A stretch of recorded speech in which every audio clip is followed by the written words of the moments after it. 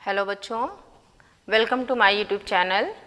आज हम आपको पढ़ाने जा रहे हैं refraction on the basis of wave theory, Huygens wave theory. Refraction on the basis of Huygens wave theory. बच्चों, इसके पहले की वीडियोस में हमने आपको reflection on the basis of Huygens wave theory बताया था। यहाँ पे हमारे पास क्या है, ये xy is not a reflecting surface, that is refracting surface. Then xy is a refracting surface which divides two medium 1 and 2, okay, and AB is the incident wave front which strikes on the surface xy at an angle I. AS and BS dash are the rays which are perpendicular on this wave front AB. If this angle is I, then from the surface this angle is also I. हमने आपको पहले बताया था, ये जो normal है वो क्या है, सरफेस पे 90 डिग्री है। जो रेज हैं वो सरफेस पे AB सरफेस पे 90 डिग्री है। तो ये एंगल I है बच्चों, तो रिमेनिंग एंगल क्या बचा, 90 माइनस I बचा। ये नॉर्मल है, ये पूरा 90 डिग्री था, अगर ये 90 माइनस I है देन ये एंगल भी I हो गया, ठीक। Then from AB point, these rays are reaching on the surface xy, and first ray reaches at A surface and refracted at an angle R in the second medium with speed v2. And these rays are consecutive, these from A to C, the rays are coming on the surface xy and they traverse in the second medium with the secondary waves. According to Huygens theory, between A and C point, each and every point behave as a new wave source of light, new disturbance of light, and waves are producing from these points in the second medium with different speed in this case because medium is different, but these waves are known as secondary waves. And if we draw a tangent on these waves, on the particles of these waves which are having same phase, then we get new wave front CD which is known as refracted wave front. तो बच्चों theory समझ लीजिए, let the speed of the wave in first medium is v1 and in second medium is v2.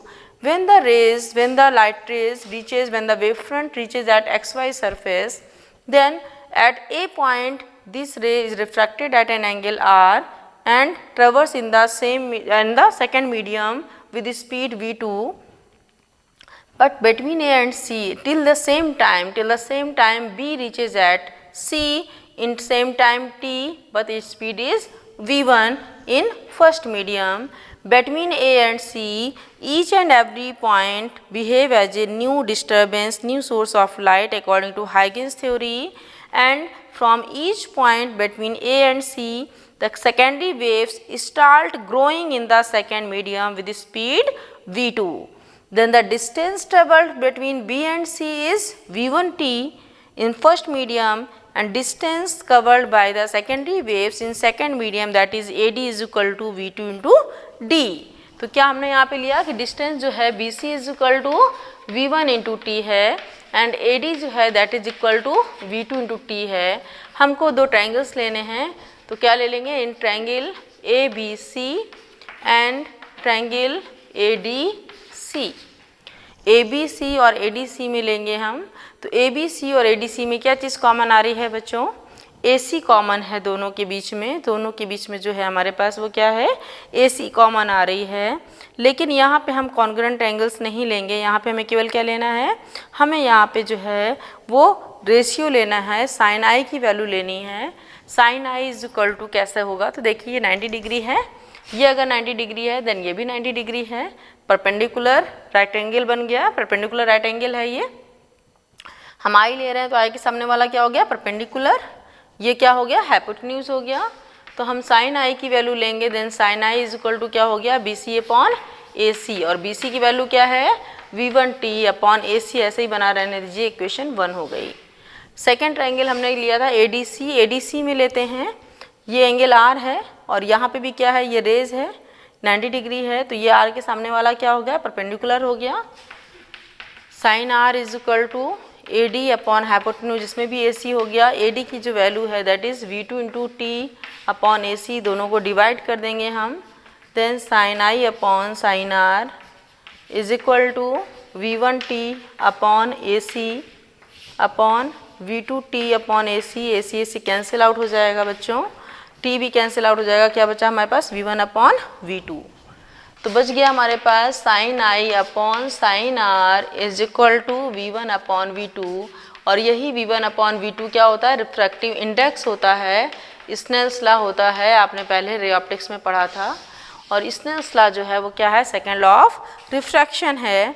तो हम यहाँ पे कह सकते हैं कि ratio of sine of I to the sine of R is equal to refractive index of second medium with respect to first medium. इसमें हमने जो लिया है वो light travels from rare to denser medium लिया है, हम इसका उल्टा भी करेंगे तब भी यही प्रूफ होगा। This is second law of refraction, hence refraction is proved. First law के लिए आप देखिए, incident ray, normal and refracted ray all lie at the same point on the same plane, it means first law is also proved। तो Huygens का use, Huygens theory को use करके Huygens ने जो था वो रिफ्लेक्शन और रिफ्रैक्शन प्रॉपर्टीज़ तो प्रूफ कर दी थी वेव थ्योरी से, बट बच्चों आगे की जो है टॉपिक्स, जो interference, polarization and diffraction proof नहीं हुआ, उसके लिए यंग ने क्यों नहीं प्रूफ हुआ, क्योंकि हाइगेंस ने लॉन्गिट्यूडनल वेव लेके कंसीडर किया था, बट फ्रेस्नेल और यंग साइंटिस्ट ने इसको बताया कि light is not a longitudinal wave, that is transverse wave, और ट्रांसवर्स वेव से लेके हम reflection, refraction, interference, polarization and diffraction all properties are proved. तो अब नेक्स्ट वीडियो में हम लोग इंटरफेरेंस पढ़ेंगे। तब तक के लिए बाय बाय बच्चों।